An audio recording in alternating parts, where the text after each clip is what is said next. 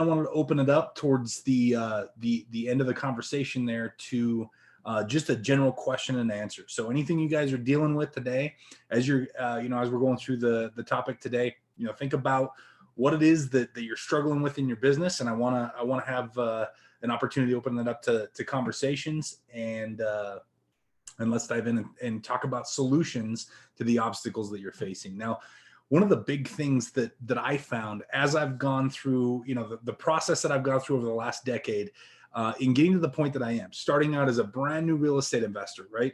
For those of you who remember my story, I became a real estate investor when I was 27 years old. I was a full-time real estate investor by the time I was 29. But, I started like anybody. I was working a job, right? I was making about 40 grand a year. I was the average American. I was living in an apartment. And I obviously wanted more. That's why we're all here, right? Because we want more. And we know that real estate investing is the way to do that.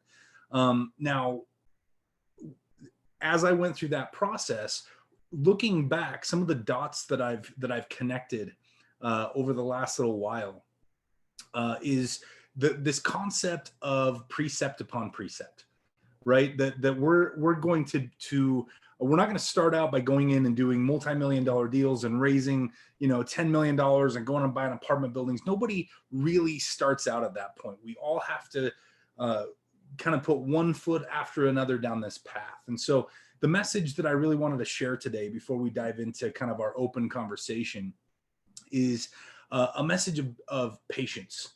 Be patient with yourself as you're going through this process, because it can be grueling at times, and it can be disappointing at times. Absolutely, it can be frustrating. It also can be very rewarding and very exciting, right? And so one of the things that I was reminded of by one of my mentors is never get too high and never get too low, right? Don't let the frustrating things frustrate you to the point of quitting, because it's only when you quit that you failed. Right. So we've talked about this in the past, the difference between the current socially accepted definition of failure and the actual definition of failure. I think we're brainwashed in our public education to think that if we're not scoring 100%, or even if we're not getting a passing grade, then we failed. Right. No matter how hard we studied for the test, no matter how hard we worked on the homework assignment, if it's not good enough to pass that passing grade, then we've completely failed and we just have to start from scratch. Well, I don't believe that's true. I think that there is a lot of opportunity for learning. If we think back to the five currencies, remember, the first is time, then knowledge, relationships, credit, money. That second currency is knowledge. Now, if we take an action and we get a result that's different than our intended outcome, it's not failure. It's an opportunity to learn, right? So there's this attitude of you either win or you learn, right? And most of the time when we're talking about winning, we're talking about money, right? And that's the least important currency. That's the fifth currency of the wealthy. So if we get the outcome that we desire, we win, we become more wealthy, right? But if we don't, if we put in the work and the outcome just isn't what we were shooting for, it's not a failure. It's a learning opportunity, and we can be educated through failures or through our alternate outcomes, right? It doesn't have to be this attitude of, well, I went out and I called 100 people and I didn't get one property, so I guess I better just give up, right? It's the attitude of thinking that we already have failed that causes us to quit, which is the actual definition of failure. My definition of failure is action leads to either knowledge or money. Inaction leads to failure, or inaction is failure, right? So the only way we can fail at real estate investing is by discontinuing our activities, is by stopping what we're doing and giving up, right? That's the only way that we fail. So the message today and the real lesson today is patience with yourself. Right? As we're going out and we're doing these things, you're going to be frustrated, right? You're going to talk to 100 people and all of them told you no. Well, I thought I'd get one in 100, right? Or 1 in 200, or whatever the number is. At whatever point you start to feel that disappointment, that discouragement, all that means is just go back to work, right? Eventually you're going to get that yes. And here's why.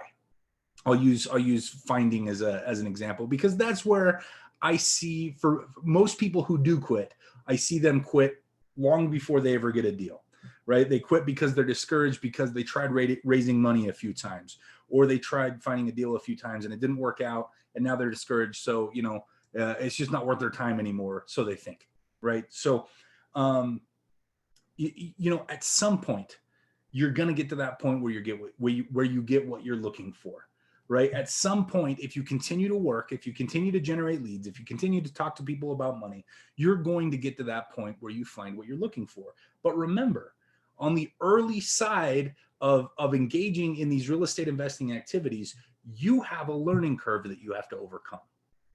Now, so for the first maybe 50 or 100 leads that you talk to, the real problem is your inexperience. And the reason that we talk about is we've got to go out and take massive action. We've got to talk to hundreds of people early on in your career. That's so that you can get through that learning curve, right? We've said this a lot on this call, and we've said it in the challenge, and I say it in the education.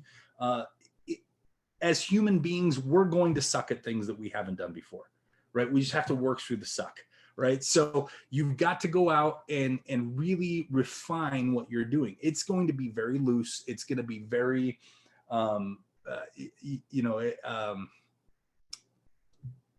you're not going to be very good at it the first time around, right? You're going to have a conversation with somebody. You're going to get discouraged because you're going to know that it was you that is the reason that you didn't get that deal. And that's okay, right? Everybody's got to have that first terrible experience. Then we go on to the next one and you do a little better. And then the next one and you do a little better. And you have a fluke every now and then. It's just terrible. But as you're progressing, if you're to graph your skill as you go along, you'll notice that the trend is that you're getting better and better with the more experience that you have. By quitting, by taking a break, you're just pushing the pause button on that success curve. So it's important that we engage in these activities and recognize that a lot of times when we're not getting the outcome we want, you know what? It's practice, right? Michael Jordan did not become Michael Jordan overnight, and he definitely wasn't born that way, right? It was something that he had to work on. And if you look at the greats in any industry, in any area, right? We're talking about Michael Jordan, that's basketball, or LeBron James, or whoever you want to talk about in whatever area that they excel in. It's because of sheer dedication, unwillingness to give up, and constant practice. The people who are the best at what they do practice it more than anybody else. That's just what it is. So every time you get a no, whether that's in generating property leads and talking to homeowners, or talking to potential money partners or lenders, you get a no, it's just practice, right? You're putting in your time, just like Tiger Woods, just like Michael Jordan, just like LeBron James had to get to the point that they're at today. But that puts you one step closer to being that person in this industry.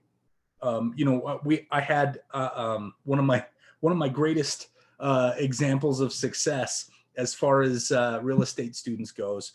We had Dane Clark on a couple of weeks ago, and I look at that kid, and it's just sheer dedication. It's not that he was born with the skills, right? The same goes for me, and the same goes for any of the other successful real estate investors out there. We weren't born with those skills. In fact, we come from very average backgrounds, very different backgrounds, but very average backgrounds. And it's just through sheer work, dedication, and endurance, our unwillingness to give up, that got us to the point of really being good at what we do. So my encouragement is, be patient with the process.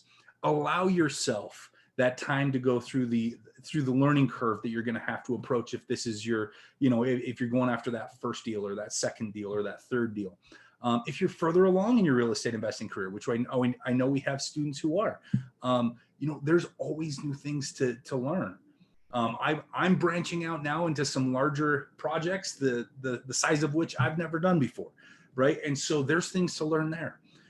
That learning curve becomes easier and easier, not because anything changes, right? Anytime we learn something new, it's difficult, but because we're trained into the mindset of it's going to take time to figure it out. We're going to make mistakes along the way. We're going to protect ourselves from our own mistakes and in creating exit strategies and being educated, but we're going to make mistakes along the way, and that's part of it. Don't allow yourself to get too low.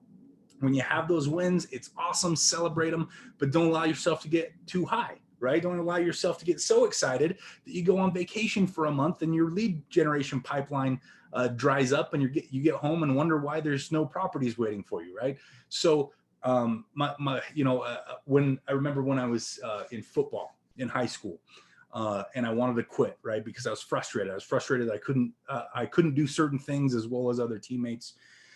And my dad gave me some advice that has stuck with me throughout my professional career. And that is, no matter what emotion you're feeling, whether you're sad, discouraged, frustrated, excited, happy, celebrating, no matter what emotion you're feeling, the best response to that emotion is to go back to work.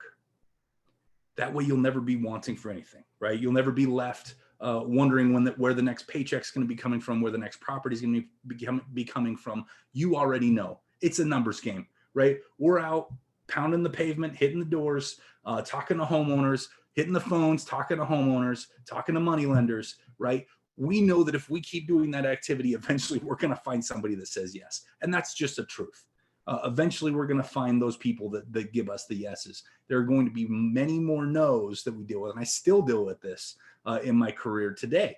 10 years later, 10 years after starting my real estate investing career, I'm still dealing with, hearing more no's than I hear yeses. And that's okay. It's just the truth of the industry. The key is just to remember, whatever you're feeling, whatever the response, the correct and appropriate reaction to it is get back to work. Right. So I'm curious to hear if any of you guys have stories or experiences or are currently facing obstacles that have to do with the topic of the day. Maybe, you're getting impatient with the process, or maybe you're getting frustrated because, you've been doing the stuff that I talk about in the education, and for whatever reason, it just feels like it's not quite working yet. Let's talk through some of that stuff. If any of you have experiences you want to come out and talk about in regards to that, let's chat about it.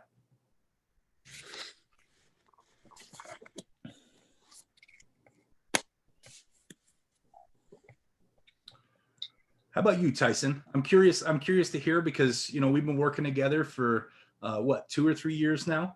And, you've done 2 years, and I know you've done several deals. We've partnered up on a couple of deals together. At this point in your career, I'm 10 years down the road, you're 2 years in. What are some of the challenges that you face on a daily basis? Time. Hey. I need more time. More time. Yeah, I need more time. And I can appreciate that. I think my biggest challenge, I am willing to be uncomfortable. I'm willing to go and work really hard to get no's. I'm willing to experience failures, because all of these things lead to growth and they lead to a yes. I just wish I had more time to do more of it. No, I agree. We're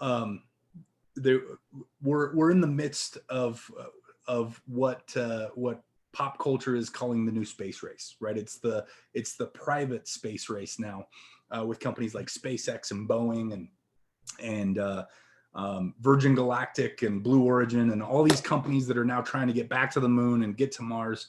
And Maylee and I love watching, kind of staying up on that kind of tech.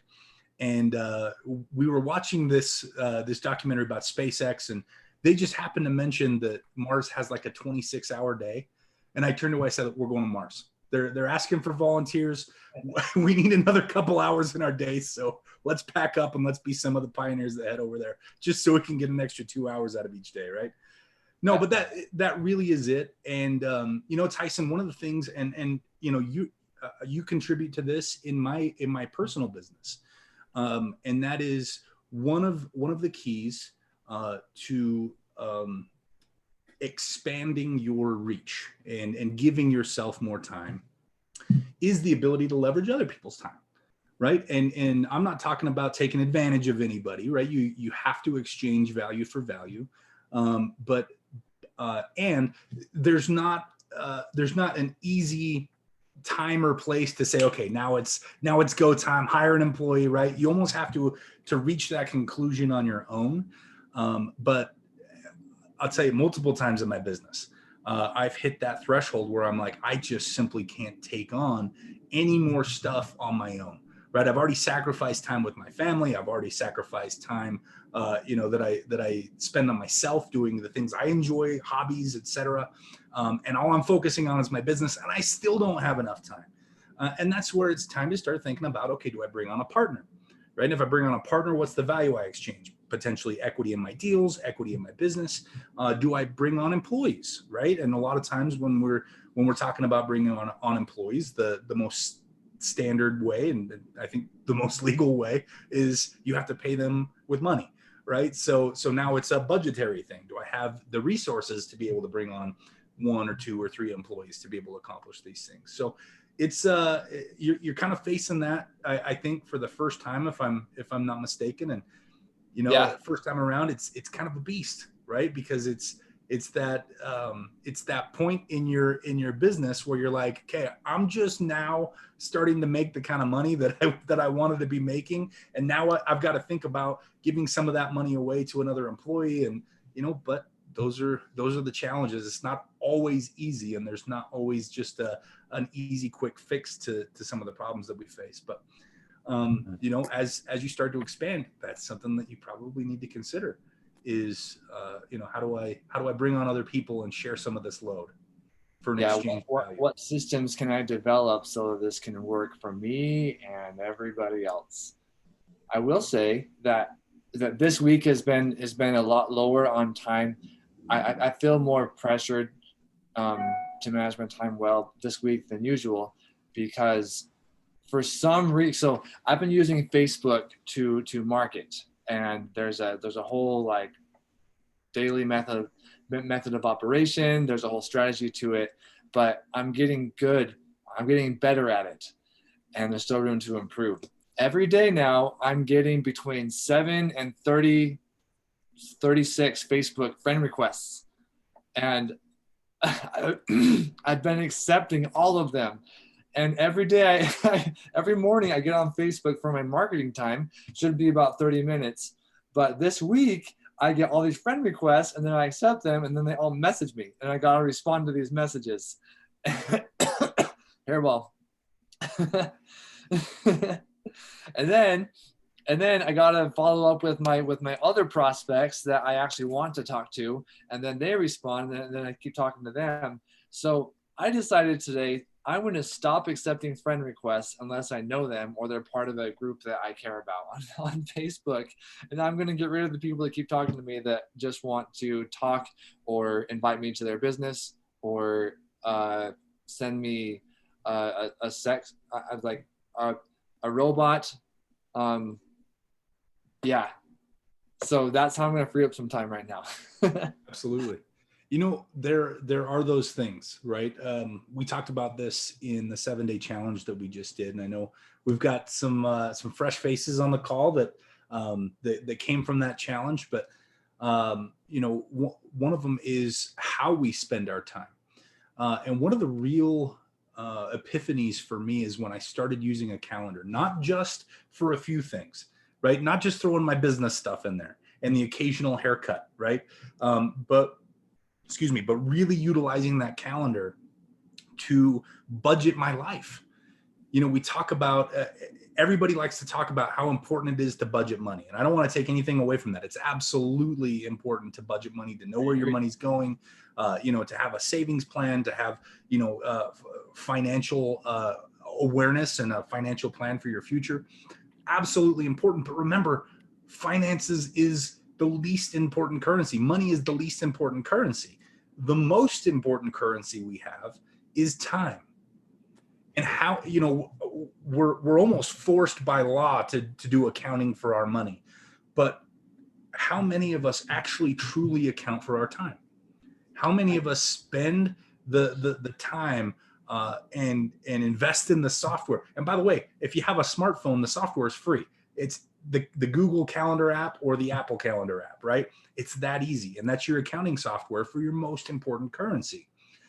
And so as I kind of had this epiphany a few years back, I started realizing, well, I should be budgeting for everything that I spend time on, not just the things that seem important, or not just the things that have to do with money, right? Because that, I think, tends to be what most people who lightly use a calendar use it for. But budgeting for fun, budgeting for family time. These are all important things, and these are going to create a balanced life. You have to budget time for fun. You've got to put it in the calendar. And you know what? When that time hits, you don't replace it with anything else. You know, when it's time to put gas in the car, you're not like, well, I could put gas in the car, but I think I'm going to buy some scratchers instead, right? No sane person does that, right? We follow that budget. So when we budget time for fun, to have a balanced life, we need to allocate that currency to having fun. When we budget time for family, we need to allocate that time to family. And so by cleaning shop that way, I found that I freed up oftentimes hours in a day, right? Because I knew if I wanted to have fun right now and I didn't have it scheduled on my calendar, I'd be like, well, I got to have some fun. So, you know, forget whatever's going on right now. I'm having some fun, right?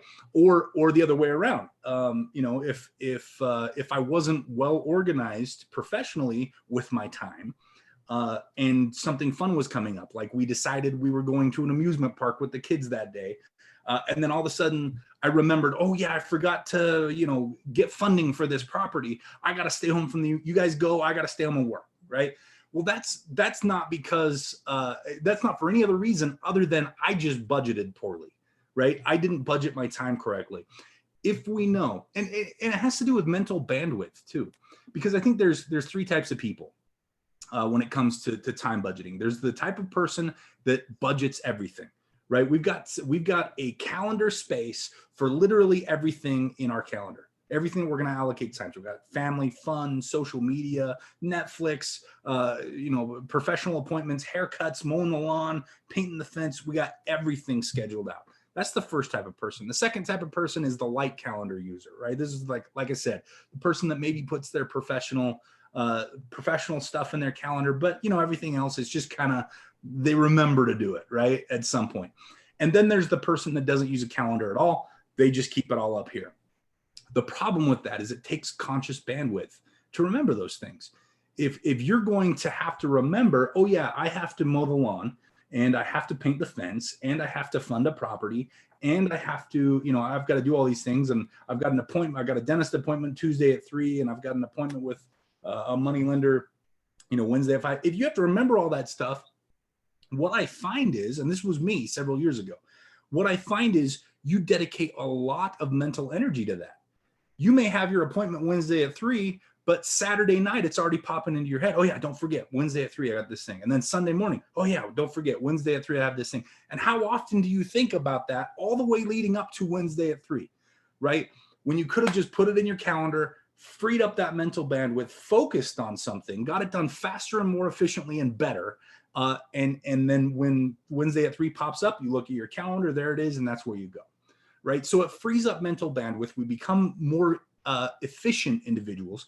Let's take that from that lesson that we learned with the person that just remembers anything and go to that kind of that hybrid person, that second type of personality that just puts professional stuff in the calendar. What ends up happening, and let's talk about some of the things that we do as aspiring real estate investors, or as, you know, novice or intermediate real estate investors. You know, one of the things that we need to be doing on a weekly basis is generating property leads and talking to homeowners. If you're not doing that on a weekly basis, you're not doing what you're supposed to be doing. So you throw that in the calendar, right? You've heard that from me enough that you start to feel guilty, and you're like, okay, fine, you know, to get Mitch off my back, I'm going to throw that in the calendar. And then we get so busy with other things, and we got all those other things rattling around in our head that we didn't calendar, right? We got all of our professional stuff on there, but then, you know, in the back of your mind, your imaginary spouse is nagging at you, you know, the imaginary avatar of your spouse, right, is nagging at you, fix the fence, mow the lawn, do the dishes, right? And you're thinking, oh, I got all this stuff. And then the calendar event comes up for generating leads for real estate. And you're thinking, yeah, but I've got to fix the fence, and I got to mow the lawn, and I got to do the dishes. I got all these things I got to do. And so you sacrifice doing the real estate activity in order to go do the fence. Well, this leads us to back to the third type of person, or the first type of person, the person we started with, and that is the person that calendars everything. If you have to do the fence, pick a day and time you're going to do the fence and put it in your calendar. It's okay to move it. It's really easy to move it in Google Calendars or in iCloud Calendar or whatever it is that you use. You just click it, hold it, and drag it to a different day and time, right? It's okay to move it as long as it's in the calendar. So if you got another thing, your boss calls you and says, hey, you got a mandatory meeting Thursday at 1 p.m. You're like, dang it, that's when I was going to do the fence. Fine. Move the fence to 7 p.m. Put your new meeting in at 1 p.m. Done, right? You still budgeted for getting that done. And then when it comes time to, first off, you don't have to bog down your mental bandwidth with remembering that you have to do the fence, right? Or the lawn or the dishes. It's in the calendar and it's going to get done when the calendar says that it needs to get done. The other thing is it doesn't tend to interfere as much with other activities. So when you get to that calendar event about generating leads for your real estate business, you're not thinking to yourself, yeah, but I sure got to get that fence done. Right. Or if the thought does cross your mind, well, I've already got that scheduled for Thursday at 7. So I got nothing else bugging me. I can get this done. Now, you may have something pop in your head. Oh, I gotta mow the lawn, right? Well, wife or husband's gonna get after me if I don't mow the lawn. Fine, but don't do it during your real estate lead generation time, right? If that happens, we need to reframe what that reminder is. It's simply an alarm to put it in your calendar, right? So if you're getting to that lead gen and a wife or husband saying mow the lawn, right? And you're thinking, well, I better mow the lawn instead of lead gen. No, just put mowing the lawn in your calendar. Put it in there for Saturday at noon, right? And then it's in the calendar and you can say, look, spouse, Saturday at noon, it's in my calendar. I'm going to be doing it. But right now I'm working on my real estate business, right? And it's just fine because you've budgeted, you've allocated the time. So your calendar should be full. And some people go as far as, I just use one calendar. I find it's easier to manage for me, for my taste. But some people go as far as color coding the different events to the different areas of their life. Fun is color coded one color, and finance is color coded another color, and faith or spirituality is color coded another color. That's fine. However, whatever fits you, right? You don't need to use. Funny you say that because I color coded my types of events. Yeah. Fun is purple. There you go. Is green because it equals money. Yep. And daily mundane life events are blue. Church is different color. Like, yeah, it's fun because then I can just look at it and just know, like, based on the color, what I'm doing. I try to make it, use the colors actually to make a balance in my life. I need to have like one of each. Absolutely. Absolutely. And if that's a system that works well for you, then that's what you should be doing. And Tyson, I know you're a well-organized person, right? Much better organized than I am. I mean, that's part of what you help me out a lot with in my life is helping me stay organized, right? Because there's so much going on, but especially professionally, but that's such an important thing.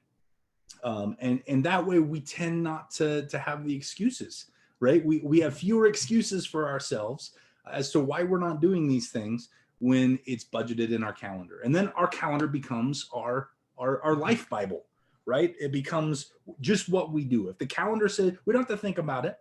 If the calendar says do it, you do it. And that's it, right? If there's a conflict, fine, work it out, but don't erase anything and don't skip anything.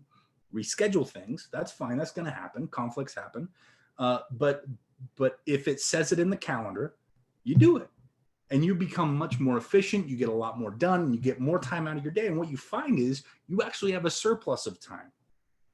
So I think that's key. And that's a really good point, Tyson. So I think there's a lot of content to work with there. Everything from leveraging other people's time to just being better organized with your own time and being more accountable and doing your accounting and your bookkeeping on that most important currency, not just the least important one, but the most important one is more important, right? Obviously. So no, really good comment there. Thank you. Question for everybody on the call. because what I'm going to ask you is related to what Mitch just said. Put it in your calendar and then just do it, right? And that goes against making excuses. Have any of you seen the video from YouTube, and it's called Just Do It by Art Williams? No. Okay.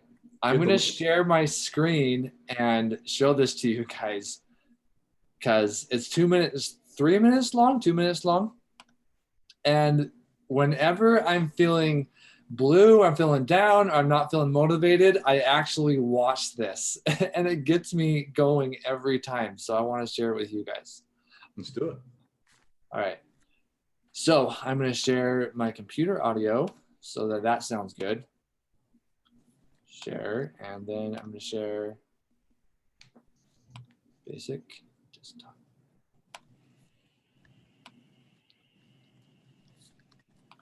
I believe desire and will to win is everything. I don't know why I'm like I am, but my butt's always burning.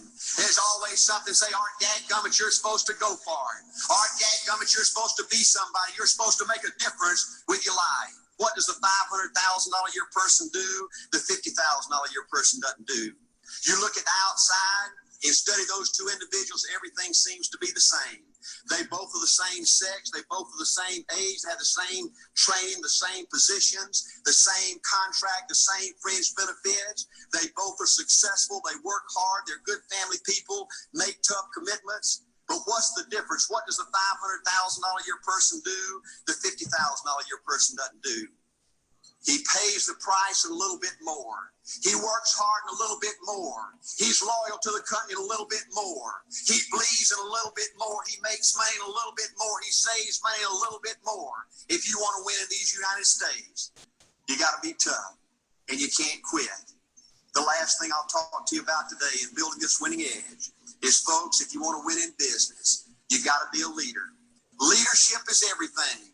You show me anything in these United States that win, I'll show you a leader at work. You show me a successful church, Boy Scout troop, club, football team, business, I'll show you something run by a leader. See, I thought at one time in my life you had to be smart to win. I used to have these smart people that dress so pretty and talk so pretty and use these big words. They just intimidated me. And I said, Art, you can't ever be that good. Why don't you just throw in the towel and go back and coach football for a living? And I found two things out about smart people. I think it's almost impossible for a smart person to win in business in America today. Because I find smart people spend their whole lifetime figuring things out. They always trying to figure out an easier way and a quicker way. And another thing I found out about smart people is they just don't get around to doing nothing. And see, somebody like Art Williams, everybody said, well, he can't do it.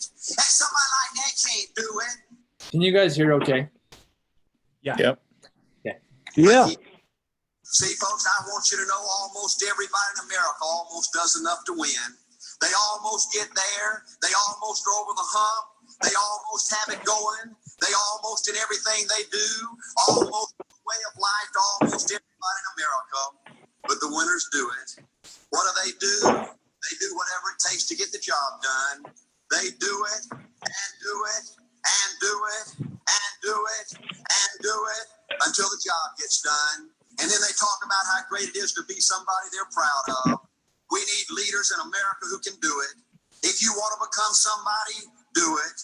If you want to go in business for yourself, do it. If you want to become financially independent, do it. I hear too much talk in these United States. Everybody can talk a good game. We need people in America who can do it. I go all over this country with A.L. Williams, and I have people say, Art, you count on me. Wonderful. Just do it. All right, I guarantee you this is my last stop. I'm going to win now. Super duper. Just do it. All right, have one good month to get the ball.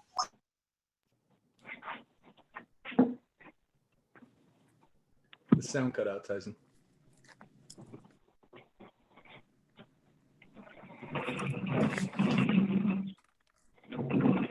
Tyson, the sound cut out.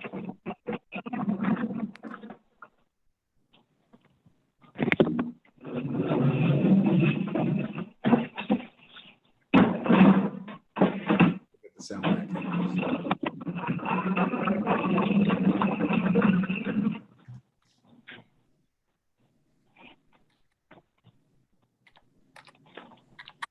Lost the sound. Tyson, can you hear me, dude? Lost the sound. I'm working on it.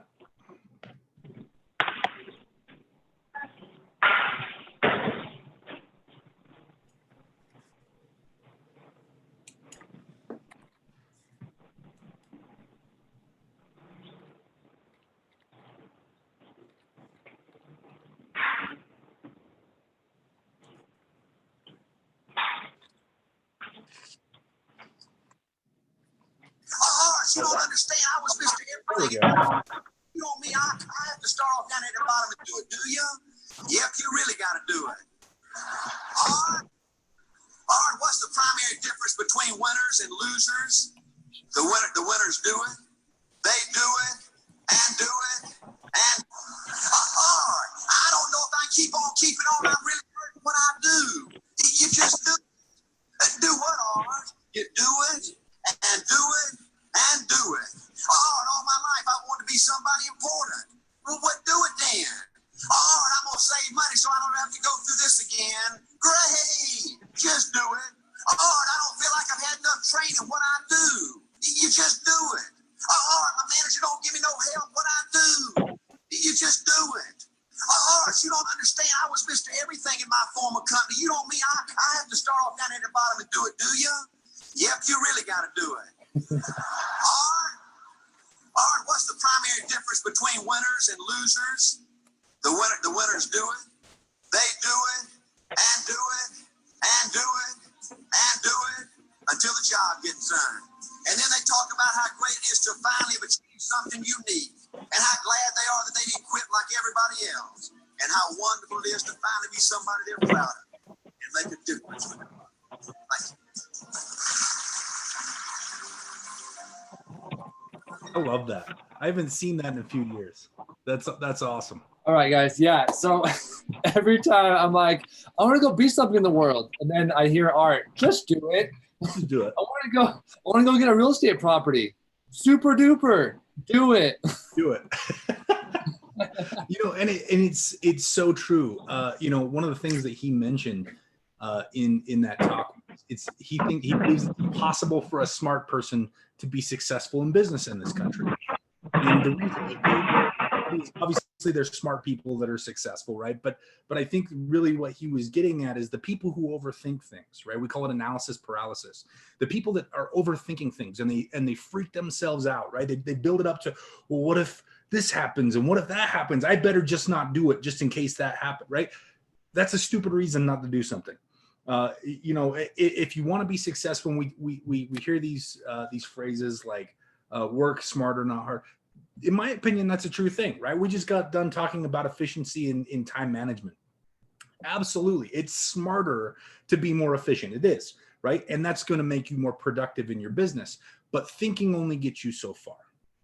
Planning only gets you so far. If you're not willing to go out and take action, regardless of what you're scared of, regardless of your fears, in spite of your fears even, then nothing's ever going to happen. You can think it all the way through to the end. You can think it through to a successful end.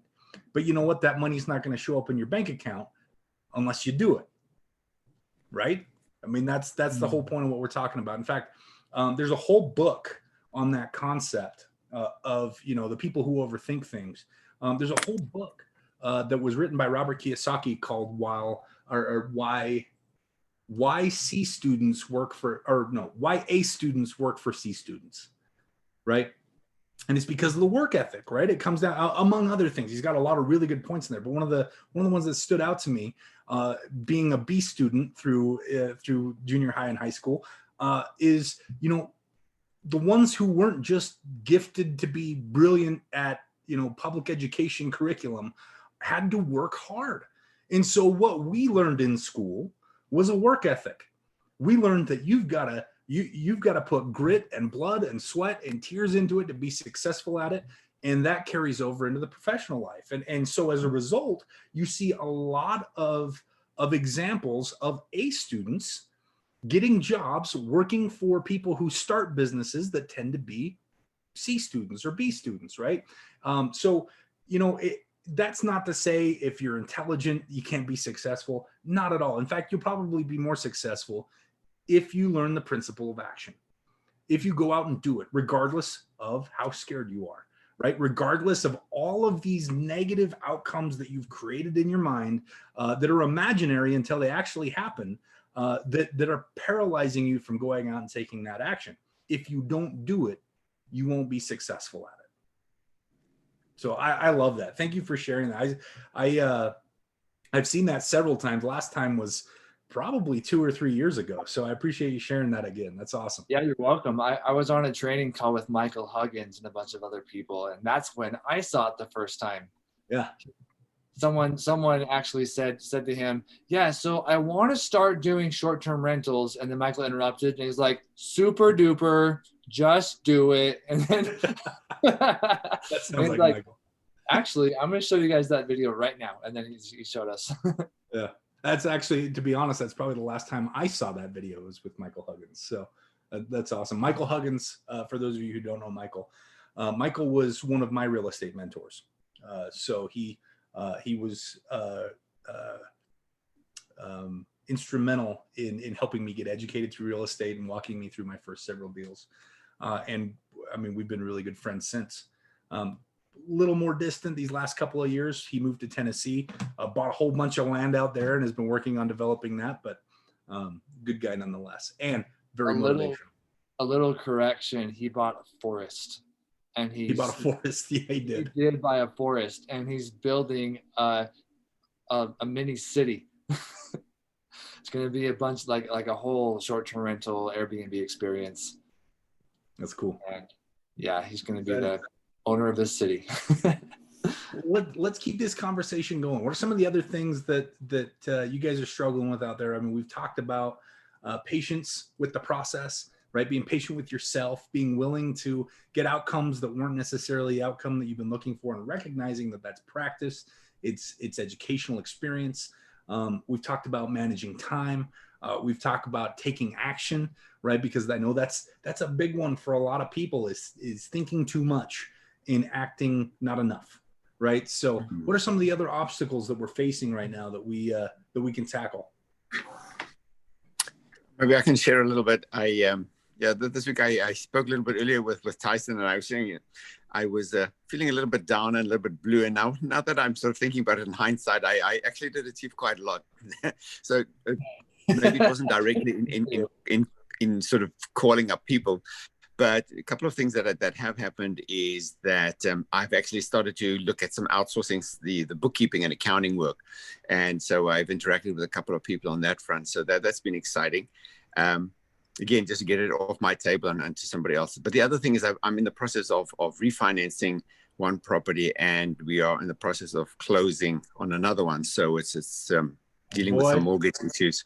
So that's taken up more time than I appreciated. So there's so many hours in a day. Be thankful at least there's something that's happening and that's going to generate cash pretty soon. So you can always move to Mars with me. That'll fix that. I think you're very wise. I want to clarify something, Eugene. Sorry, Mitch. Yeah. No, say again. I was talking about how I'm getting like 30 Facebook friend requests every day, and I just accept all of them. You were one of those people, but you were one of the only welcome friend requests today. I love it. At least I fell in the category. I know him from somewhere. Yeah.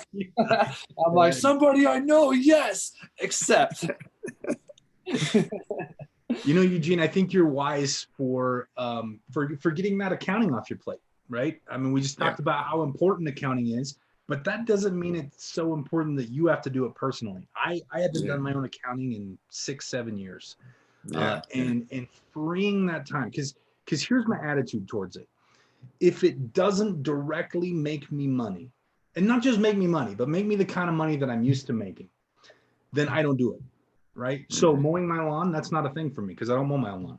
It costs me like $50 a week to have someone else mow it, or $75 a week to have someone else mow it. Fine.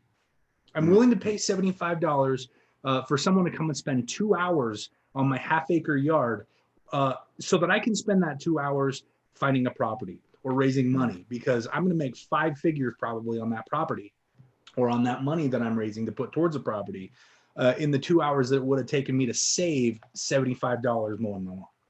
Right. Exactly, yeah. So obviously the math there says focus on what's going to make you money.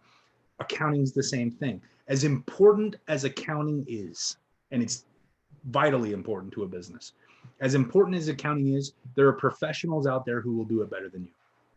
Yeah. They'll do it cheaper than your opportunity cost if you do your own. There we go. Yeah, cheaper. Yeah. Your own accounting, Yeah. right? So in the, I mean, especially as we get to the end of the year, all of us put off, right? At some level, all of us put off a certain amount of accounting, right? So you get to that end of the year and you've got, December is full of mountains of paperwork that you have to do, receipts that you have to scan or whatever the case might be, QuickBook files that you have to update or the like. The hours upon hours that we spend doing that can be spent doing things that are going to make us money in real estate. And real estate's going to make us a heck of a look. Even if you could just do one deal in the time it takes you over the course of a year to do all of your bookkeeping and accounting, that one deal, if it's a good deal, will make you more money than you'll save by not using a bookkeeper or accountant. Right. Exactly. Now, I'm to a point in my business where, I've got a team of bookkeepers. I've got a professional account that I pay. I'd say it's somewhere to the tune of $3,000 to $4,000 a month that I spend in bookkeeping and accounting. It wasn't always that way, right? When I started out, it was a few $100s a year, and that offloaded hours upon hours of just tasks that I had to do that weren't making me money. And that comes back to the concept of pay time. We've got to ask ourselves, and tied right into our conversation about time management, as we're putting these things on our calendar. Obviously, things like fun, family time, your spirituality and your faith. Those are all things outside of finances that are important, and you can't weigh those to the same metrics that you measure things like accounting and mowing the lawn and that type of stuff, right? The menial stuff.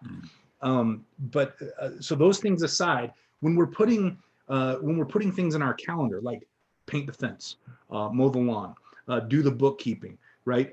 Go out and generate leads for real estate. Only one of those things are pay time. Even filing or organizing our leads so that we can call them. None of that stuff is pay time because it doesn't pay you directly. The only things that count as pay time are the things that are required to get paid in real estate. For example, generating leads. Who pays you? Well, it's homeowners that pay you, right? As a real estate investor, it's property owners that pay you. You've got to go out and get the inventory. Well, you're going to get that from a homeowner. You've got to turn the inventory, whether you fix it in the middle and flip it, or whether you rent it out in the middle. It's your tenants that are going to pay you, right? Or it's the person that's going to buy your fix and flip that's going to pay you. Unless you're talking to homeowners in the real estate investing business, you're not doing pay time. No, I'll lump money lenders and equity partners in there as well. Unless you're talking to homeowners, money lenders, or equity partners, you're not doing pay time. So the things like accounting, right? The things, those other things, offload them. Pay whatever it is that they're asking, as long as it's reasonable. Pay whatever it is that they're asking, right? Offload it and spend that time specifically in your business, making it better, making yourself more money. Now, there are other currencies to take into account, right? As we look at that, as we talk about offloading some of these things, there are things that aren't pay time that you might not want to offload, right? One of the big currencies that stand out to me is relationship currencies. Relationship currencies aren't something that you should delegate to other people, right? If we're talking about going to a networking meeting where you're going to meet other real estate investors, if we're talking about going to events where you're going to learn something, this call, for example, I would consider knowledge currency and relationship currency. Those are important things to spend time on. Those are important currencies. They're not necessarily pay time. This call is not pay time. You're not getting paid for this call, right? So it's not pay time for you. Actually, it's pay time for me, not for you, right? But it's important. It's important because you're getting paid in knowledge. You're getting paid in the knowledge currency. You're getting paid in the relationship currency with networking. But what are we paid for by doing our own accounting? We're not. We're trying to save a few pennies in the money currency category, right? Not worth it. Offload it. do something that's going to make you more money. So I love that. Congrats on making that decision. Good, yeah. It's awesome. I love how when we spend the time currency, we can't get it back. But cool thing about knowledge currency is we can spend it, and often we get more back after we spend it. We get more knowledge currency by spending it. Exactly. Right? Well, a lot of times with the knowledge currency, what I found, the investment is always time currency. But I'm much more okay investing my time currency to get knowledge currency than I am investing my time currency to get money currency, right? Yep. Because there's a much wider gap. The value exchange just isn't there, exchanging the time for the money. Whereas, the more knowledge I have, the more money I'm going to make. There's a direct correlation there. The better relationships I have, the more money I'm going to make. The money will take care of itself if I take care of the other 4 currencies. And so while I'm stingy about my time, I am willing to invest it in more knowledge. In fact, I'm attending, we just did our 7-day challenge. I'm attending a 7-day challenge as a student this coming week in an area that I want to learn more about, that can continue to grow my business. It's actually a get on TV challenge, right? So I know nothing about that. And I'm going to start at the ground level, but I'm going to get more knowledge, and I'm going to go through this challenge as a student. They're going to offer something at the end, some sort of education platform, right? Because that's what they always do. That's what I did in my 7-day challenge. That's what they always do. I'm going to buy it because my knowledge currency is way more important to me than my money currency. So I'm going to get that knowledge, and it's going to make my business accelerate, my coaching business accelerate far beyond where it is now and what my abilities are to grow it now. So, these are the things, people, and it's interesting because just like with real estate, when I'm talking to people about joining our team as a student, I get way more no's than I get yeses, and that's fine. I recognize that, and I'm prepared for it.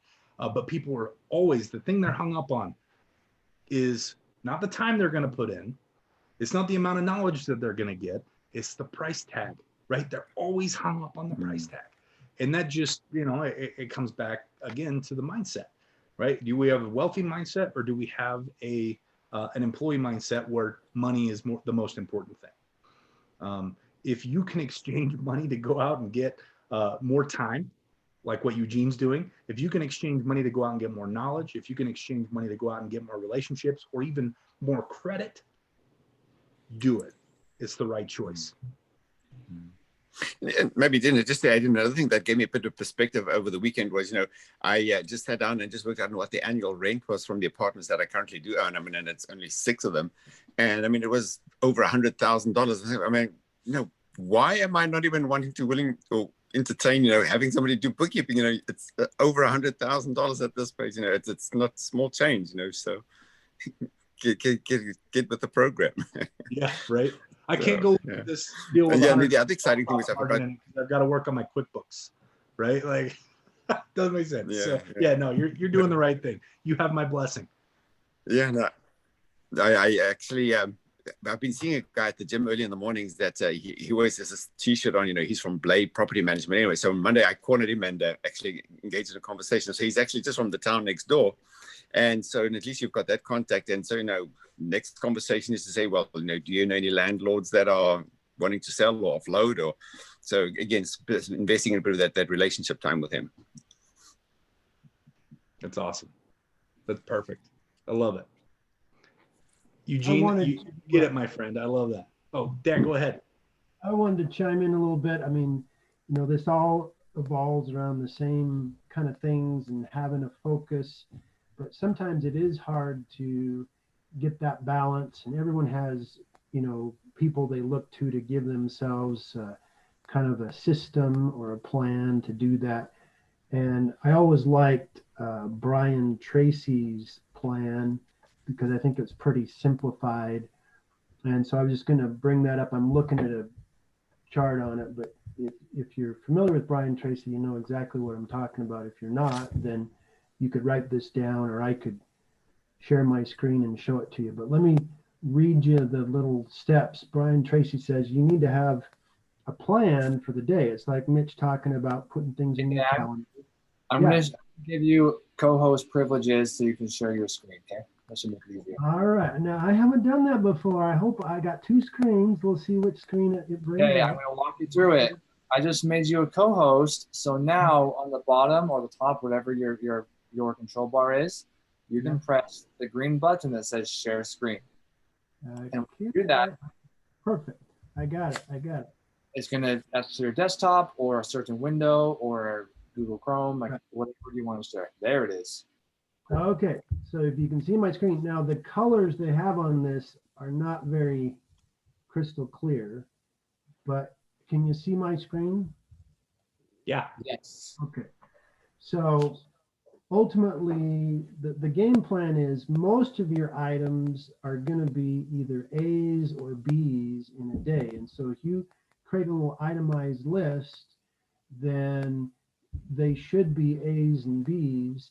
And A items. So if you create your list and you say, oh, this I have to do today because if I don't do that today, there's going to be a ramification, a consequence. I mean, when I coach personal development to people and we talk about these principles, I'll say, if you're going on a trip in 2 days and you need to have your, certain clothes dry cleaned, well, you better take them to the dry cleaner, today so you can pick them up at the end of the day so you can take them on your trip.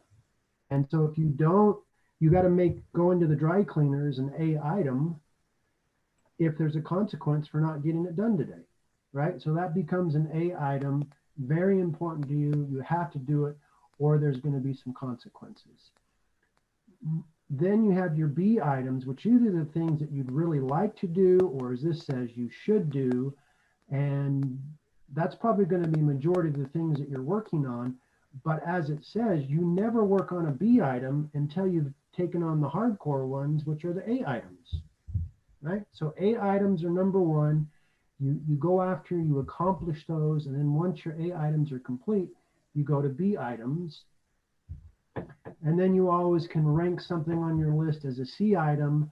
It's nice to do and it's on your list so you don't forget it.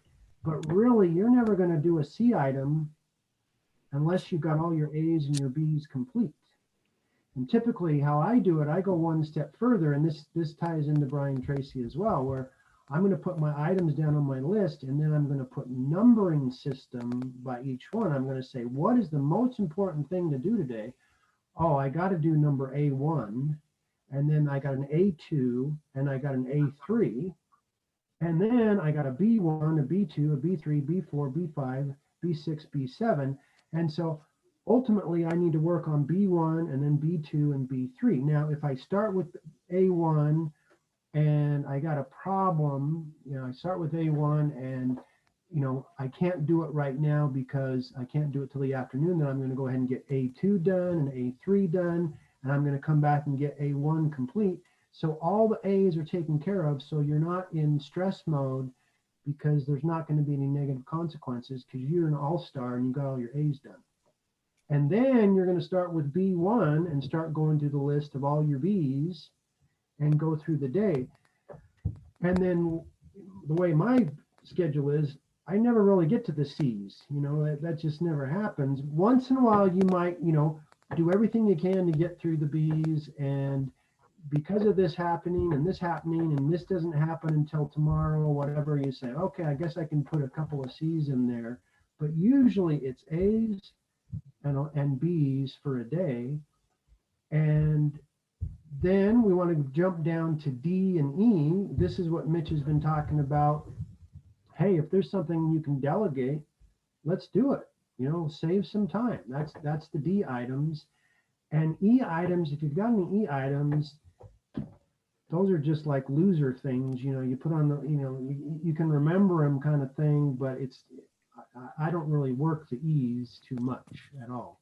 I'm really focusing on the A, B's, and C's. And ultimately, I also like having some kind of a system where I can see this and it's fluid. So everyone has their own way of doing it. What I have is by my desk, I have a little simple small whiteboard, right? And so that way I'm looking at my whiteboard right now, and it's got A1, A2, A3, B1, B2, B3, blah, blah, blah, blah, blah. And I can put those in for the day.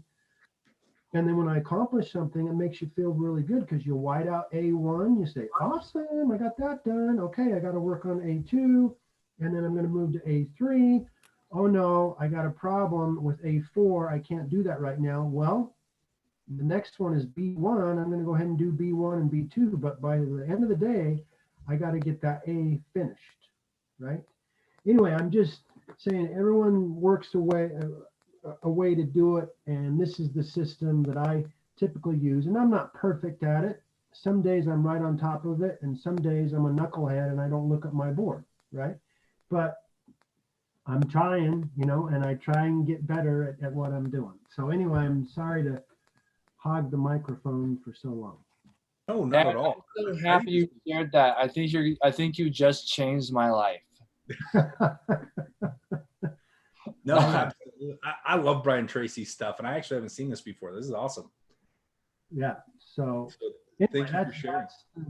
That's the game plan, and it really does make you feel good. And even if you have things on your calendar, you get to decide whether those things that are on your calendar, you number them as well. Create your own little system for that, but make it as simple as you can. And this has always helped me over the years with Brian Tracy of just saying, okay, I really am focusing on A's and then my B's, and C's I don't really get to, but at least I know they're there and I don't forget them if they're on my C list as well, right? This is fantastic stuff. And I think, you made a comment, Dan, that I think was maybe, and as important as this is, it might have been the most important thing you said. And that is, sometimes I'm a knucklehead and I don't do it. Right. And so, when and this ties into kind of where we started, and that's being patient with the process. We look at things and we say, well, I might fail at it, so I'm just not even going to do it. Right. Implementing a system like this, or implementing the education that you guys paid for, or anything that's going to make your life more efficient, just because you're not going to be perfect at it isn't a reason not to do it. Dan, you're going to be much more efficient, right? And correct me if I'm wrong here, but you and me and everybody else on the call, our lives are going to be improved, even if we implement this system and we're only good enough out the gate to do it 4 out of 7 days a week. Right. We're going to be 4 days a week better than we were before we implemented this system than if we just never did it at all, because we're worried we're not going to be able to do it 100% of the time. Right. So whether we're talking real estate investing and the learning curve we've got to go through for that, whether we're talking about getting organized with our time and our tasks, or our health and diet, too many people give up because they're not 100% perfect. And you know what? Nobody bats 1,000. I don't, Tyson doesn't, Dan doesn't, none of us are going to. As much as we'd like to, none of us are going to. And that's true of whatever topic we're talking about. But you're going to be better off by taking action and implementing these things than if you just don't do it at all because you're worried you're not going to get an A+. Right. No, I agree with you, Mitch, that it's just nice in my mind that, once again, I'm not a wizard at it and I don't stay on top of it 100% every day. If you did, you might be just some robot dude, just like, unbelievable, right? But that's not going to happen. It's like today, I know Rose is on the call. She reached out to me this morning through text and said, hey, can we look at this commercial deal? And I'm like, oh yeah, okay, no problem. And then I space cadeted it and, didn't get back with her until later tonight, right? And so I'm always making mistakes with it, but it makes me feel good that, okay, I messed up, but I'm going to go back to the system and plug everything in, and it's all good. And the other thing I want to throw in is that I first started doing this several years ago, and I'm an old school guy. I like to write things. I like to write notes out on paper, right? But it's a pain when you're like scratching something out, and the next day, okay, now that's the A1 now, because yesterday I didn't do the B thing. And now, since I didn't do it yesterday, it's become an A1 today, right? And so you're scribbling and doing arrows. And so finally I'm like, that's not working. And I put it on a notepad, notes in my phone. And then every day I'm trying to retype them. I'm going, that's a joke. I'm spending so much time redoing the A's and B's every day. And so I came up with the whiteboard idea, and that's just so much easier because you can simply erase and simply write it quickly. And anyway, so everyone has to have their own way of doing it. But for me, the little whiteboard works, and it's allowed to make it more flexible. I love it. I love it. Dan, That's you're cool. making me want to go buy a house and move into it just so I can have a room big enough for a whiteboard. Well, my whiteboard is just a little guy. I mean, it's just it's a little portable, grab it by the hand thing, right? So that way it's like, I'm looking at it, what is it, 2 feet tall by 1 feet wide, right? And so it's just a little guy. It's not like a big boy whiteboard to put on the wall, like you go into some big office space and they got like killer super fancy whiteboards, right? No, this is just loser boy, buy it at Walmart for $3 kind of thing, right? Well, Dan, I'm dreaming big here. Well, as you get better at it, Tyson, you can get a bigger and bigger whiteboard. Go for it, right? So. Yeah, like I think that eventually I'm going to need something big enough that all my brain matter that comes out will fit on that whiteboard. Right. I'm with you. Another thing is, as I said before, this is personable to you. You decide what is important to put on the list. And, generally speaking, the things I put on my whiteboard are things that relate to business related things I need to work on, but it also ties back to your own personal situation. If you're an individual or your family saying, oh, I got to get this done. The car needs this done. My wife's barking about this, whatever. You get to put on the list and decide what's important to you in your life and what's not. And whether you want to put more personalized things or have a separate whiteboard for, kind of personal goals, spiritual goals, religious goals, whatever it might be, it's completely up to you, right? I think that personalization is such an important part of implementing any theory, right? Because right now we've talked a lot about theories, right? About taking action and executing on goals and executing on your education and getting organized as far as your calendar and your task list. We've covered a broad spectrum of things tonight, but I think in every one of those things, we've talked about the theory, and the theory of the idea will make you more successful. But I learned this early on in coaching. I learned not everybody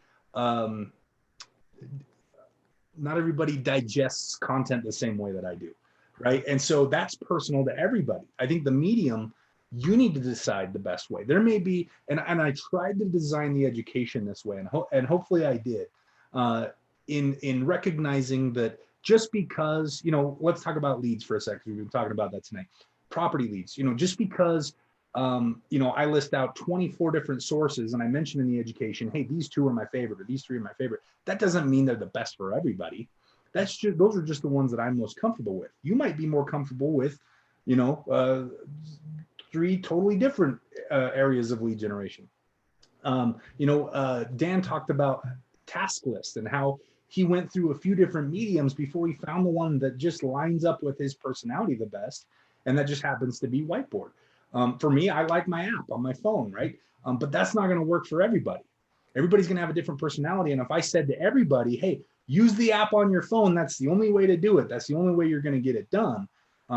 Some people are going to try that and fail at it and just completely give up at it because that doesn't connect with them on a personal level. Whereas maybe a whiteboard or pen and paper or, a calendar on the wall, right? Or any other medium might do a better job of connecting with that person on a personal level. So recognize, guys, that as we talk about these things, we're talking about the theory of managing tasks, the theory of calendaring and time management, the theory of generating leads, the theory of taking action to be successful. But your mode of accomplishing those things, the medium you use, that's going to take some trial and error, especially if it's something that you're not used to and something that you've never done before. You might have to go out and try. If calendaring is something that's new for you, you might have to try a few different things. You might have to try those at a glance planners and realize you hate them, and then shift to the whiteboard thing and realize you hate that, and then shift to the phone and realize you love it. You may have to go through 3 or 4 things, just like the process that Dan did. I'm not just talking calendaring. I'm talking about things as broad as executing, your real estate education, going out and actually taking action on those things. You may have to try it a few different ways to find the way that resonates with you, the way that you find that groove, and it just becomes, almost frictionless for you to accomplish those things. The theories are sound. Find your groove, find your way, to be able to eliminate as much friction as possible, so that you can implement these things that we're talking about and start taking action on. So thank you for sharing, Dan. That's awesome. Yeah, you bet. Like Mitch is saying, I just think of this as a flexible tool. Like Mitch says, you've got to say, how am I going to use this tool and what works best with my personality? So perfect. Yeah. Okay, I'm going to stop screen sharing here. All right, great. So let's keep the conversation going. We got a little bit of time here.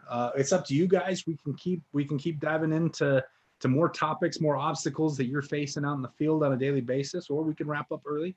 It really just all depends on your engagement. So what else you guys got out there? What are we facing? What can Dan and I and the more experienced investors on the call, what can we help you guys accomplish?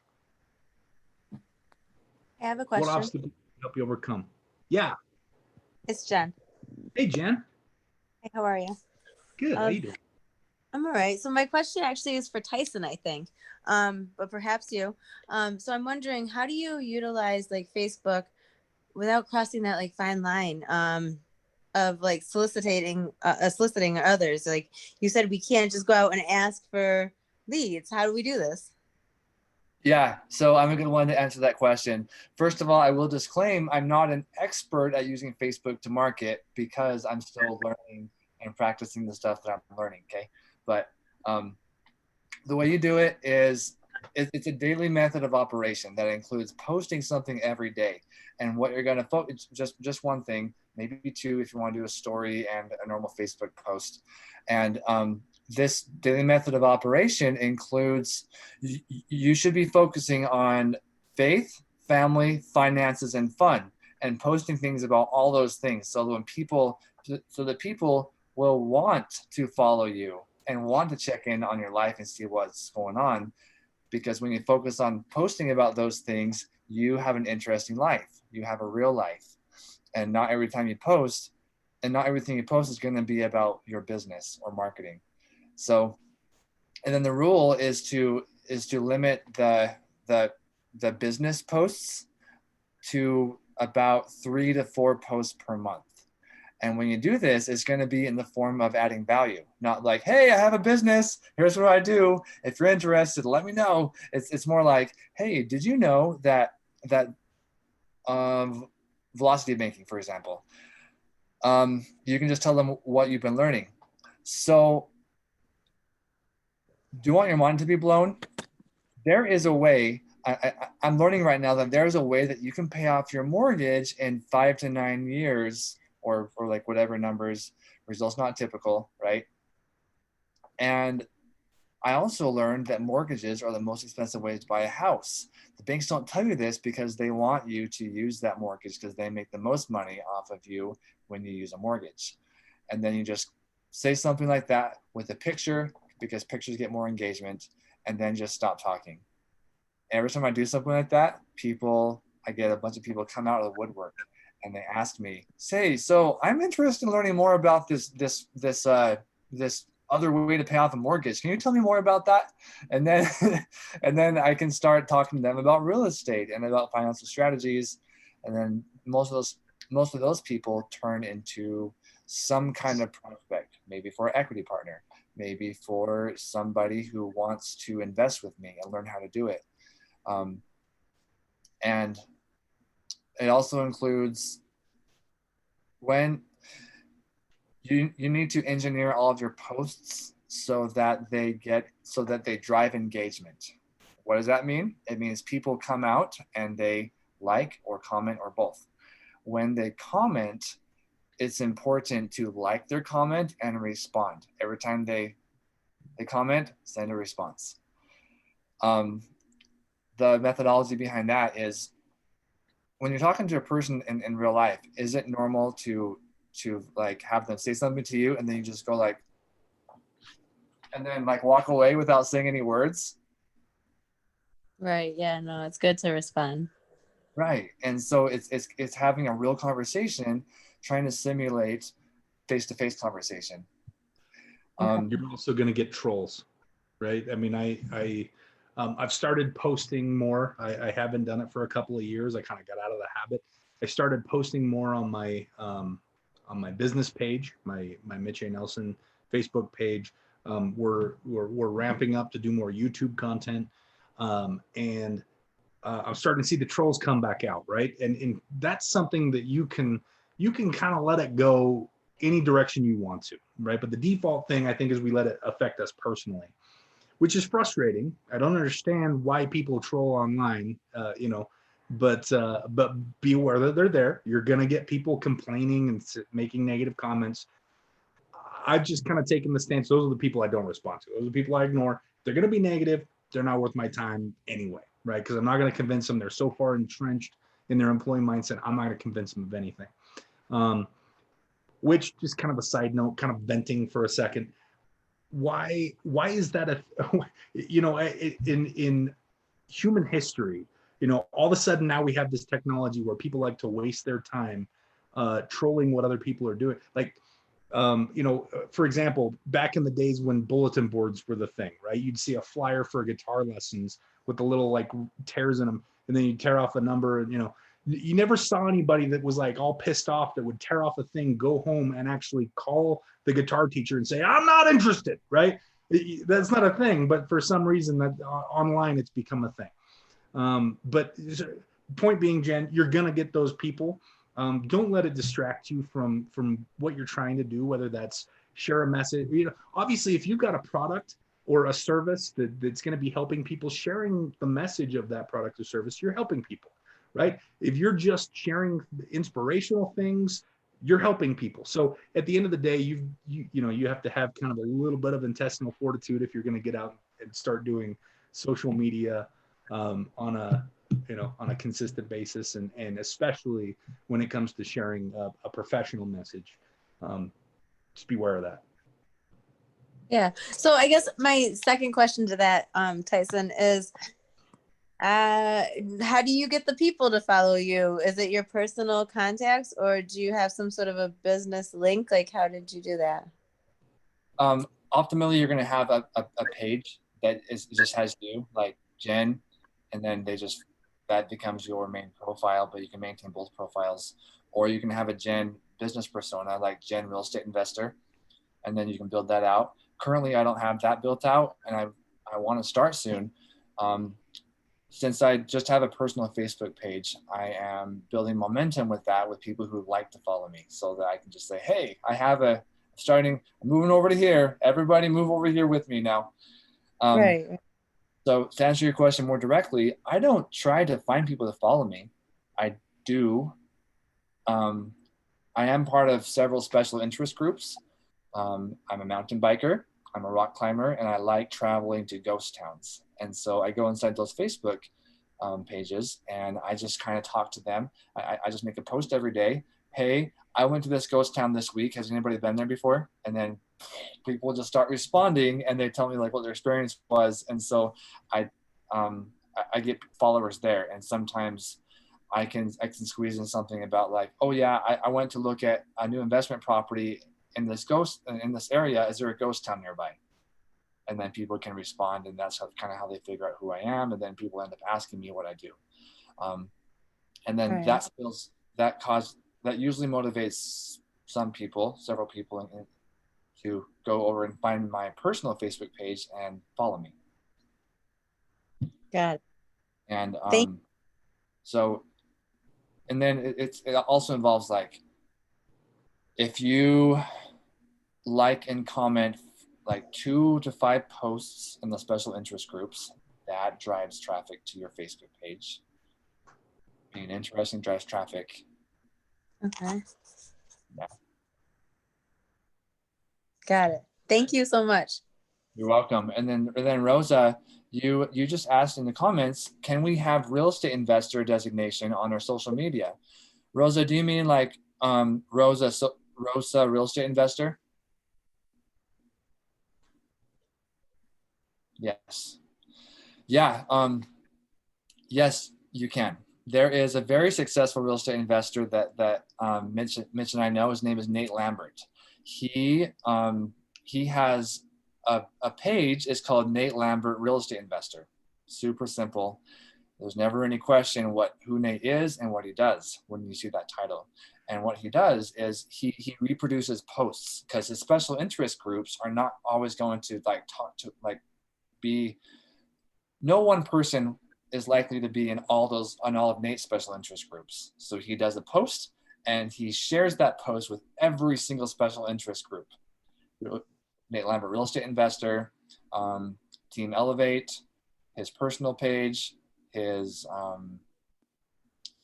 other special interest groups, just so that he doesn't have to do 10 unique posts every day, right? He just shares it to every single one.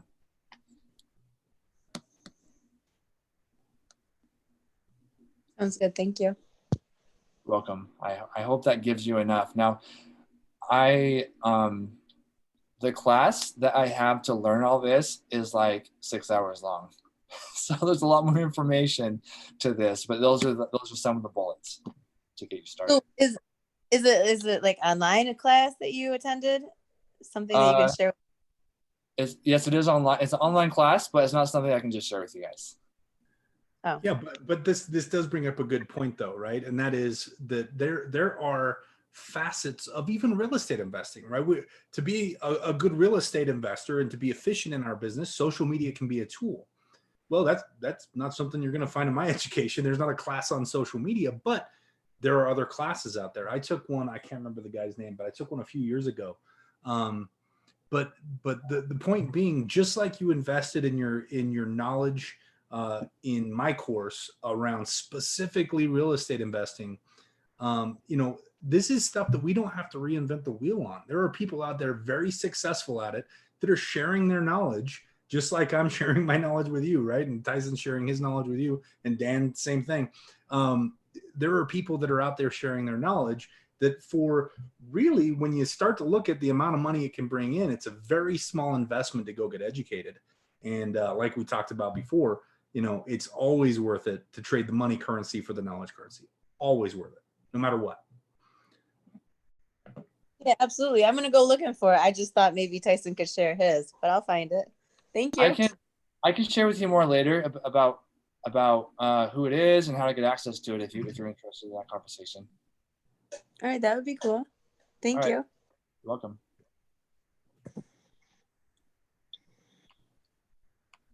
Okay.